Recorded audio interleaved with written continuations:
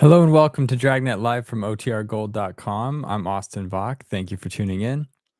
If this is your first stream, we're here every Monday, Wednesday, and Friday at 9 a.m. Pacific, listening to one episode of Dragnet until we've listened to all 310 episodes currently available. During each stream, you can participate in the chat by heading to the OTR Gold YouTube channel, which you can access by scanning this QR code above or heading to this ticker down below, or the link in the ticker down below. If you're not already watching from the OTR Gold channel, please head over there as soon as you can, because after episode 100, OTR Gold will be the exclusive home of the Dragnet live streams, and I don't want you to miss any of them. Quick shout out to Joshua, Sam, So Over It, Thomas, welcome back, and Addie, who are already here in the chat today. Thank you for being here. Today we're going to be listening to episode 85, titled The Big Tomato, about a high school boy who had been using marijuana and dies in a car accident Friday, and the cops go looking for his dealer. The episode originally aired January 25th, 1951, and since the last episode was aired, the former U.S. Attorney General under President Obama, Eric Holder, was born in the Bronx, New York, and the American pilot Chelsea Sullenberger was born in Denison, Texas, and he's most popular for landing the airplane in the Hudson River because they had problems on takeoff. So there was a Tom Hanks movie about that story. Stick around after the program for some updates, specifically on my upcoming interview with Peggy Weber. But until then, sit back, relax, and enjoy the show.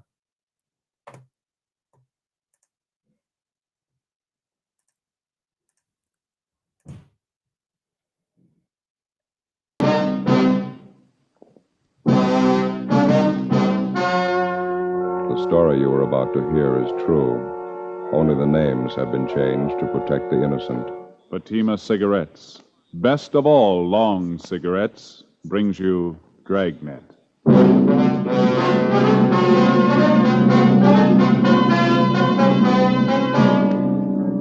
You're a detective sergeant. You're assigned to narcotics detail. A band of dope peddlers launches a full-scale operation in your city. Their merchandise, marijuana. Their victims, high school students. Your job, get them. You'll be amazed when you compare Fatima with other long cigarettes. You'll find they now cost the same. But in Fatima, the difference is quality. You see, Fatima is the quality king-size cigarette because it contains the finest Turkish and domestic tobaccos superbly blended. And Fatima is extra mild, with a much different, much better flavor and aroma than any other long cigarette. So compare Fatima yourself. Fatimas now cost the same as other long cigarettes, but your first puff will tell you... Ah, that's different. Yes, in Fatima, the difference is quality. Ask your dealer for Fatima, the quality king-size cigarette. Best of all long cigarettes. Start enjoying Fatima tomorrow.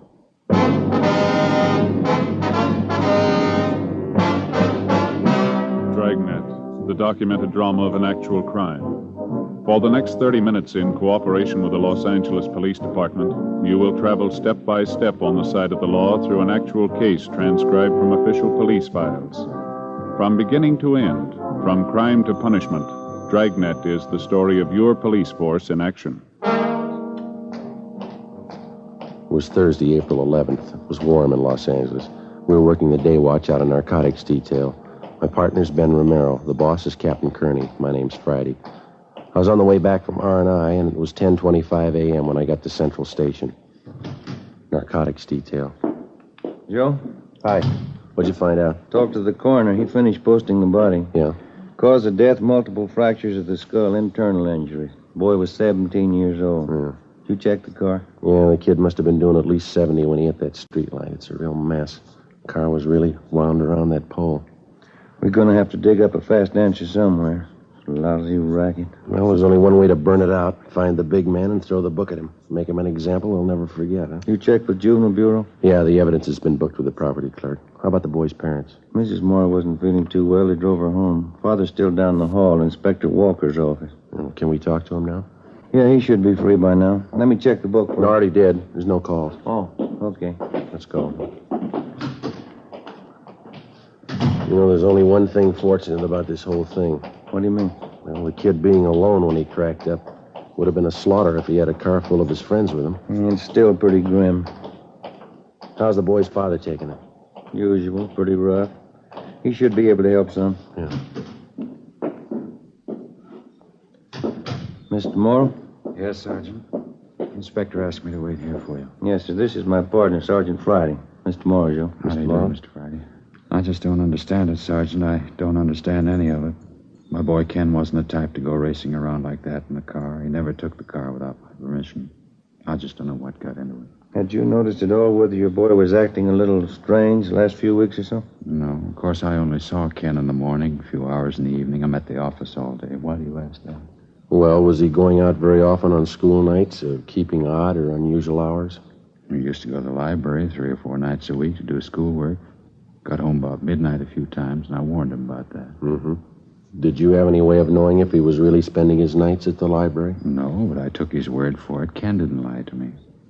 What's this have to do with the auto accident, Sergeant? I don't think I understand. The officers investigating the accident, sir. They checked over the car afterward. What was it? Were the brakes bad? What'd they find? Joe? Yeah. So you see this small metal case? We found it in the front seat on the floor of the car. What's that stuff inside? Did this belong to Ken? Yes, sir. We think he was using it. What for? I don't know. It's marijuana. Men and women who traffic in narcotics all the way from the small-time peddler to the big wholesaler are rated among the lowest kind of criminal. One step lower, you find an even more vicious kind. Those who lure youngsters into the deadly trap of narcotics, who feed on the nickels and dimes by supplying their young victims with dope. The death of 17-year-old Kenneth Morrow was the second of its kind within 8 months. It seemed to stem from unidentified suspects who were making it their business to build a thriving marijuana trade among high school students. Thursday, 11 a.m. We continued to question the dead boy's father, Thomas Morrow, but he couldn't tell us anything further that might help. Friday, April 12th. We checked with the principal of the high school which the Morrow boy attended. We talked to the boy's teachers and checked his school record. His marks had been above average till about 3 months before, when they began to fall off for no apparent reason. We got a list of most of the boy's friends from his teachers, and we started checking them out. One was a 16-year-old blonde girl, Peggy Kane, supposedly Kenneth Morrow's girlfriend. We found her waiting outside the music room. Yes, Ken and I went around together for a while. He was a real nice boy. Did you see each other quite a bit, Peggy? Oh, for about 5 or 6 months, yes, we got along fine. Just after Christmas was the last time I went out with him, and we double dated. Mm-hmm. Did he seem all right to you then? I mean, did he act different at all? Well, a little different, yes. Not silly, you know. He just wasn't like he used to be. How do you mean? Well, he didn't talk the same. Ken was a real nice boy most of the time. I guess he started getting in with the wrong crowd.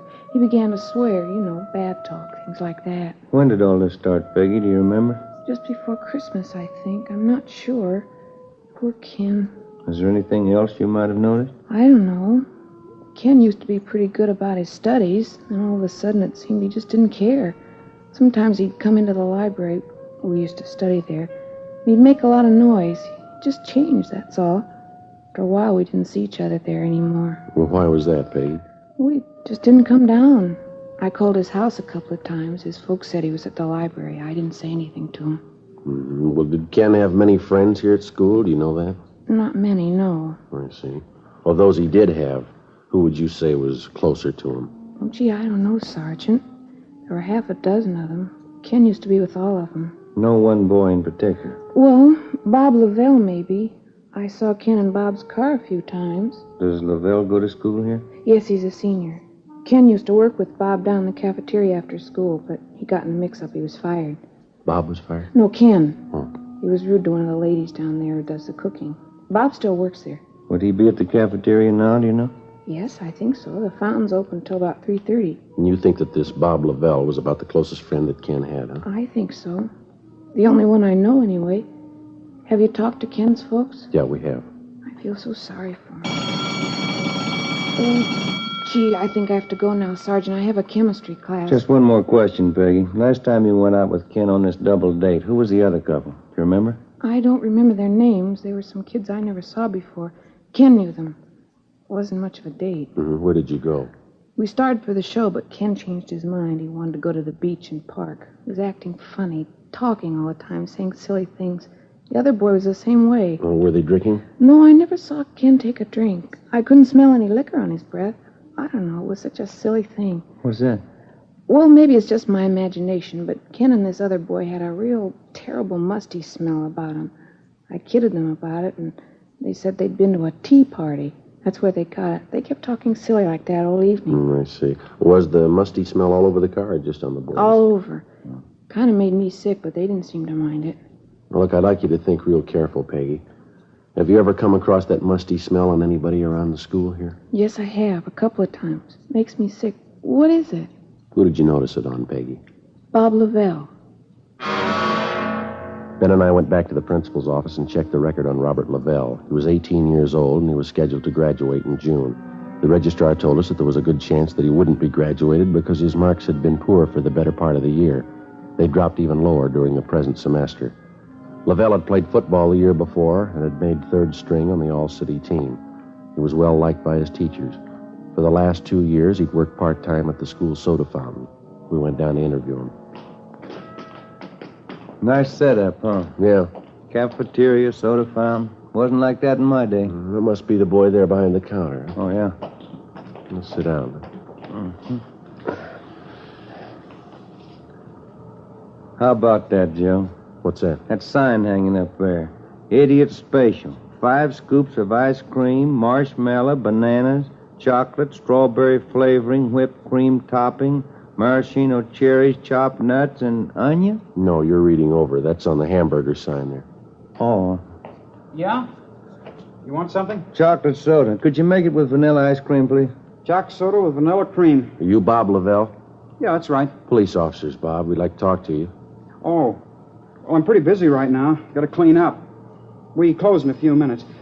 I'll make you soda right away. You say chocolate? Yeah, that's right. Well, we'll make it brief. Did you know Ken Morrow, Bob? Oh, yeah. He used to work here. Did you spend much time with him? Outside of school, I mean? Not much. Went to a couple of shows together. That's about all. I'm kind of rushed now.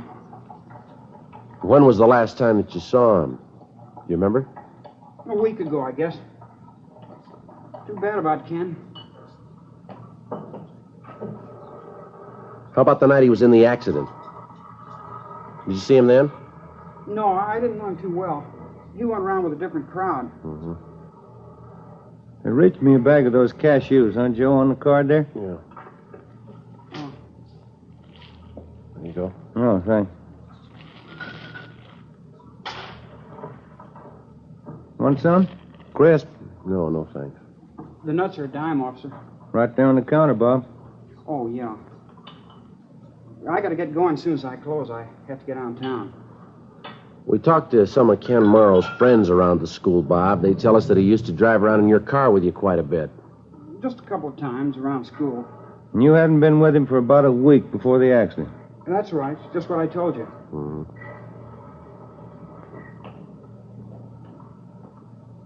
You want a little whipped cream on that? Yeah, Lou. How about a cherry? Good idea. There you are. Thank you. Too late to fix a hamburger? Yeah, I really got to close up. It's getting a little late, officers. I'm going to have to close up right now. Well, we'll make it fast. Did you notice anything different about the Morrow boy in the last few weeks? Anything peculiar at all? No, he was the same as ever. I didn't notice anything. All right, look, Bob, we're going to lay it out for you. Did you know he was using marijuana? No, I didn't know anything about it. You have any idea where he might have gotten it? I wouldn't know that. Look, you mind if I lock up the counter now? I'll come around the other side. Sure, go ahead. I didn't know that about Ken, officer. I wouldn't know where he got the stuff. You sure he was using Mary? Well, we found some in his car. We found some more in his locker upstairs. Well, that's tough. Anything more, officer? I gotta hurry. Well, it's just routine, Bob. We did the same with the other boys we talked to. We'd like to check your locker. You don't mind, do you? I gotta get downtown. I'm late now. Your locker's just upstairs, isn't it? Won't take that long. It's important to me. I gotta get downtown. We've got our car outside. We'll drive you down. We'll be down there in no time. No, I've already got a ride. Can't you check it tomorrow? It's not going to take a minute, Bob. Now, let's go, huh? All right. Say, I happen to remember I didn't bring my locker key today. That's so. Yeah. Come to think of it, I don't know where it is. Guess I lost it. We must have a pass key around here, don't they? I don't think so. Well, we'll ask at the office, huh? You're putting me in a jam, officer. That's going to take time. I'm due downtown. I'm sorry, Bob, but we got to check it. I got my locker all jammed up with stuff. It'll take us an hour. Office is down there, Joe. Yeah, all right, let's go. I don't know why you're picking on me. My locker's jammed. They can't get it open. Why are you picking on me? Let's ask him here. Go ahead, Bob. Close the door. Yeah? I got my key. I'll show you. Robert Lavelle took us to his locker and opened it. Hidden inside one of his gym shoes, we found 4 sticks of medium-grade marijuana. We took them, put them in an envelope, and sealed it. On the way downtown, the boy told us that he'd been buying this stuff for about 6 months and reselling it to some of the students at the high school. Said that he paid 50 cents apiece for the sticks and sold them for 75. He was an occasional user himself. Before we turned him over to the juvenile officers, he told us that a man named Ray Jensen supplied him with the marijuana. Jensen's address was a trailer camp in the southwest part of Los Angeles. We drove out and checked with the operator of the camp. He pointed out Jensen's trailer at the rear of the camp. That one, Joe? The blue and gray one? Yeah, this is good right here. Okay.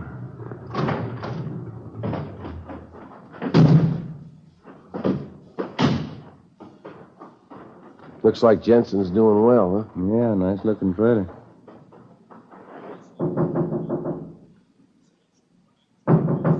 Just a minute.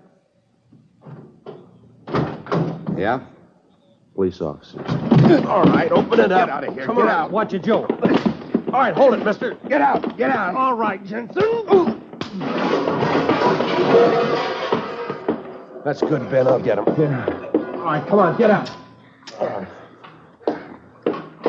What's the pitch, huh? Where's your warrant? It's all over the floor, Jensen. Marijuana. Who tipped? One of those lousy kids, huh? Which one? You guess. You know enough of them. You can't tab me for all that. I'm not the big guy. All right, then who is? I don't know. I'm only one of the mules. Where do you get your stuff? The big guy, the big tomato. That's what they call him. Yeah? Big man. Nobody sees him. I don't even know what he looks like. Neither do you. You let us worry about that. Come on. Big tomato. That's what they call him. You won't get him. He's smart. You won't get him in 89 years. Maybe not, but we'll get him.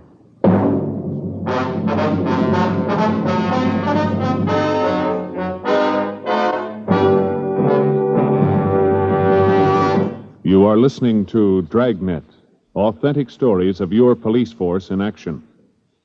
Now, here's an authentic report from Fatima Cigarettes. 1949. Fatima more than doubled its smokers coast to coast. 1950.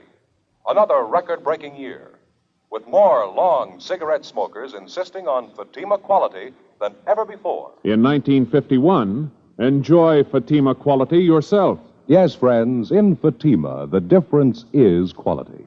Quality of tobaccos. The finest Turkish and domestic varieties, extra mild and superbly blended, to give you a much different, much better flavor and aroma. Quality of manufacture. Smooth, plump cigarettes rolled in the finest paper money can buy. Quality, even to the appearance of the bright, clean, gold and yellow package. Carefully wrapped and sealed to bring you Fatima's rich, fresh, extra mild flavor. Compare Fatima yourself. Fatimas now cost the same as other long cigarettes, but your first puff will tell you... Ah, that's different. Yes, in Fatima, the difference is quality. Start enjoying Fatima quality yourself. Insist on Fatima, the quality king-size cigarette. Best of all long cigarettes.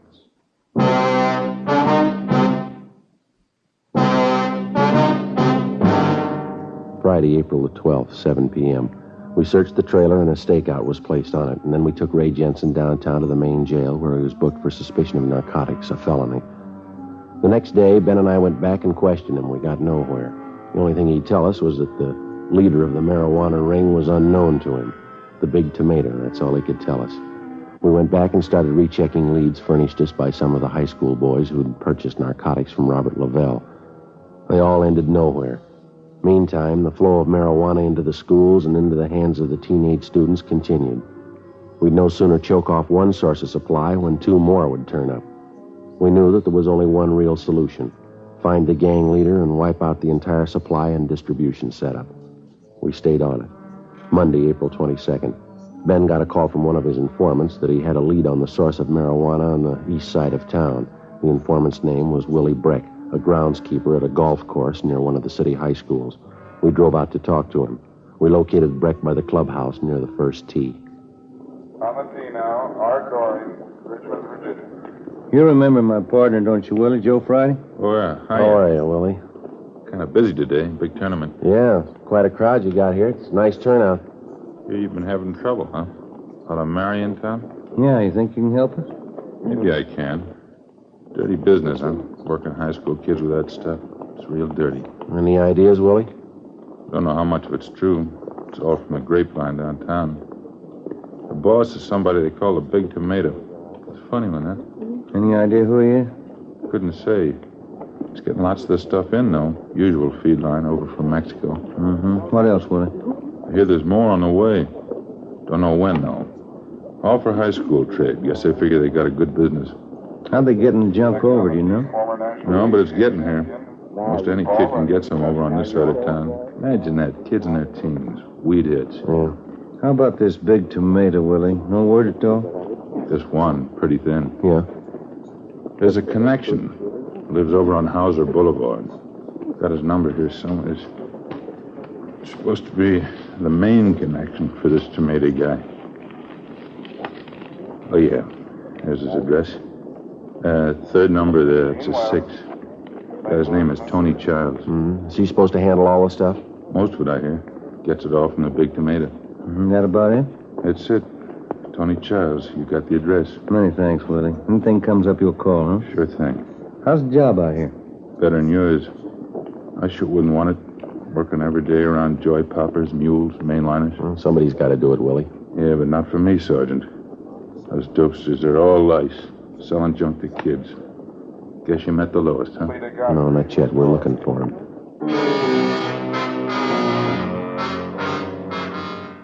We went back to the office and checked the name and address of Tony Childs through R&I. No previous record. A stakeout was placed on his home and at his place of business. Childs himself was placed under 24-hour surveillance. A week passed. Nothing happened. Another week. Still nothing. There was no let-up in the supply of marijuana finding its way into the city and then into the schools. We couldn't see the beginnings of the racket, but we saw the end result. The percentage of juvenile users was still on the upswing. Wednesday, May 8th. We heard rumbles of another big marijuana buy in the offing. Either it failed to materialize or we missed it. Friday, May 10th.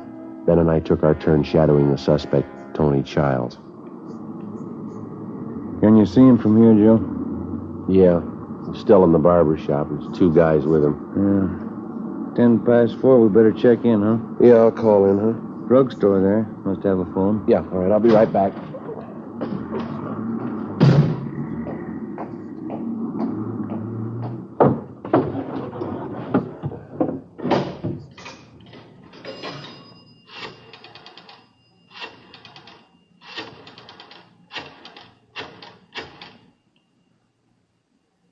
Narcotics, please. Thank you. Yeah, Johnny, it's Joe Friday. Mm-hmm. Yeah. Yeah, we got him pegged. Okay, right away. Bye.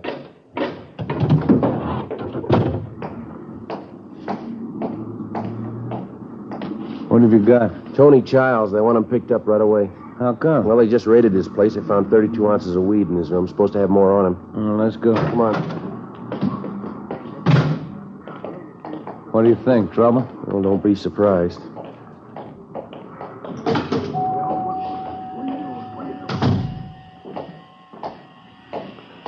Charles, I'd like to talk to you. What's that? Police officers like to talk to you and your two friends here downtown.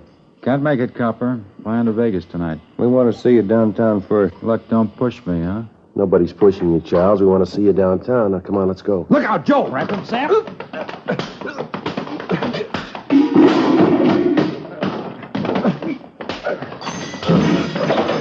Watch it!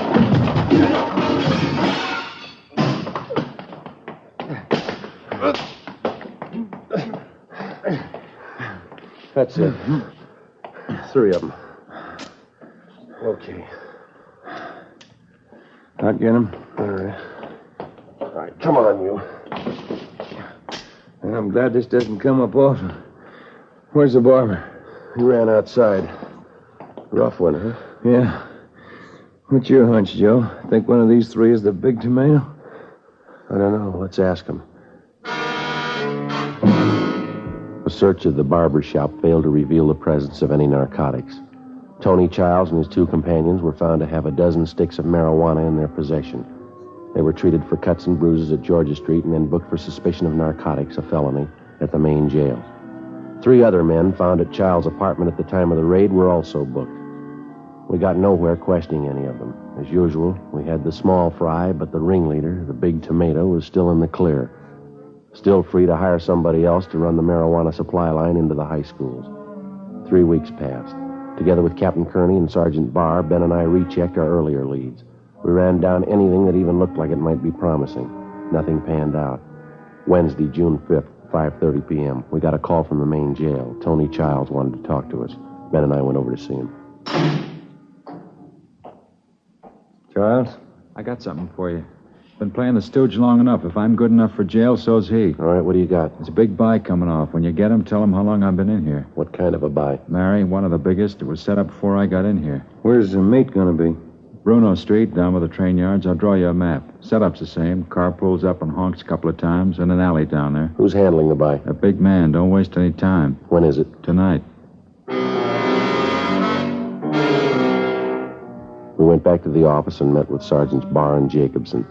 8 p.m. Ben and I took up our positions on the stakeout along with the rest of the men. We had a clear view of the exact location where the buy was to be made. We waited. 10 p.m. 11 p.m. No one showed. Midnight came and went. 1:30 a.m. Still no sign. At 18 minutes of 2, we spotted a man carrying a shopping bag emerge from behind a row of freight cars near the end of the rail yard. He made his way across the street to the alley. He stood back in the shadows.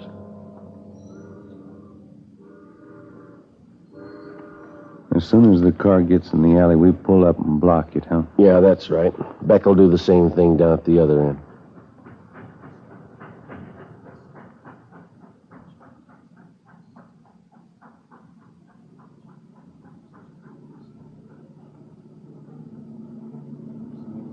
Headlights coming in the alley. Wait a minute.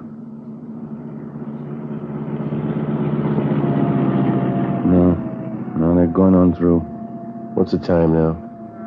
4 minutes to 2. We waited. 18 minutes passed. Still no sign of the car that, according to Childs, was supposed to be there for the big buy. We could still see the figure of a man with a shopping bag huddled in the alley. 3 a.m. Joe? Yeah? Car down there in the alley? Yeah. That's it. You want to start up? Yep. Just enough to block the alley. Uh-huh. That's good.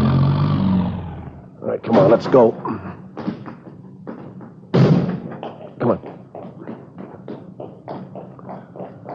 All right, kill your engine and get out of the car. Joe, look out! They can't go far. Come on. All right, let's get them out of there. Yeah. Come on. There's 3 of them. Yeah. Here's the guy with the shopping bag. All right, I got him. Crash knocked them cold. Yeah. That's one. Easy there. Yeah. Pull right over there, will you? That's it. Get his coat off of that. I got it. Okay. That's it. All 3 of them. Yeah. Hey, look at this, Joe. Found one of them in this guy's hand. Tin can, huh? Mm-hmm. Full of marijuana. Did you look at the labels on those cans? Yeah. Fancy solid packed tomatoes. There he is, the big tomato. The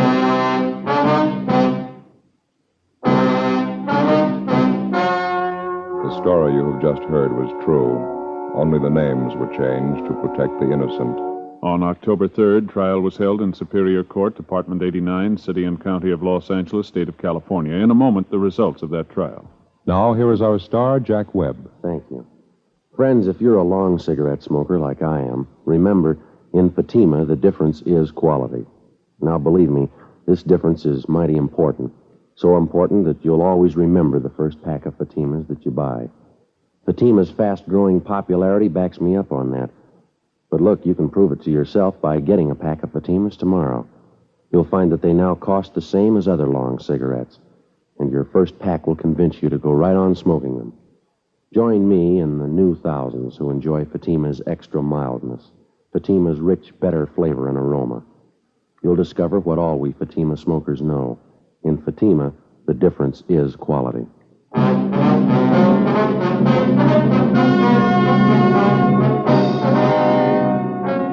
John A. Stanson, alias the Big Tomato, along with his associates in the narcotic gang, was tried and convicted for violating the State Narcotic Act. He received sentences as prescribed by law and are now serving their terms in the state penitentiary. The radio editors of the United States and Canada have named Dragnet the best radio program of its type for 1950. And Dragnet's Jack Webb, the most promising star of tomorrow. In behalf of Dragnet, I'd like to thank the radio editors of the United States and Canada and the editors of Motion Picture Daily who conducted the voting in the 15th annual poll for Fame magazine.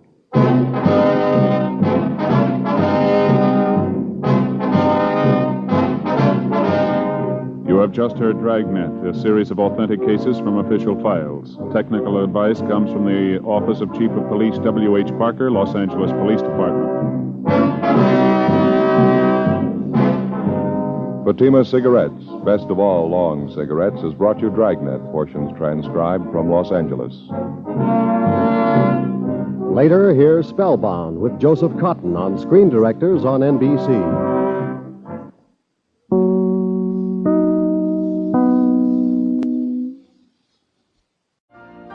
You've been listening to the OTR Gold Network. Find more classic radio at otrgold.com.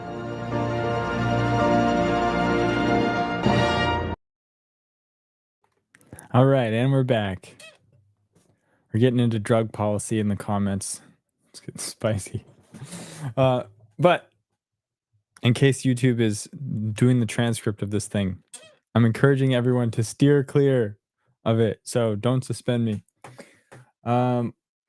Crazy. We have 38 people across the things here. 26 people are watching on the OTR Old Time Radio archive channel. So to everyone over there, I want to let you know that you see the comments flying by on the side. If you want to participate in the comments, you have to go to the OTR Gold YouTube channel, and you can get that by scanning this QR code or going down here. And once we hit episode 100, which will happen in just a couple weeks, the OTR Gold channel will be the exclusive place to do it. So please migrate over and subscribe here as well. And while I'm talking about subscribing, let me show you this as an incentive. We have these two classic or vintage style Bluetooth radios. Hold them up. You can hear they paired to each other. Ooh, fancy. Okay. These are vintage style Bluetooth radios that look great on your desk. I'm just going to hold up this one. It's easier to see all the detail on it. We've given away several of these before. We're going to give away the next one when we hit 8,000 subscribers. I'm going to pick a subscriber at random and we'll send them. I've already sent out about 4 of these. They're fun. So that's one incentive. And then the other thing is you can participate in the chat. That's the other big reason to come join us on the OTR Gold channel. So there's that. And I have a couple other things I wrote down. So we got my interview with Peggy Weber is tentatively scheduled for Thursday. So tomorrow at 1:00, we're going to see. She's recovering from something. If her voice is feeling good, that's when we're going to do it, tomorrow at 1:00. That's going to be recorded and then I'll post it afterwards, but it's on the calendar now, which is great.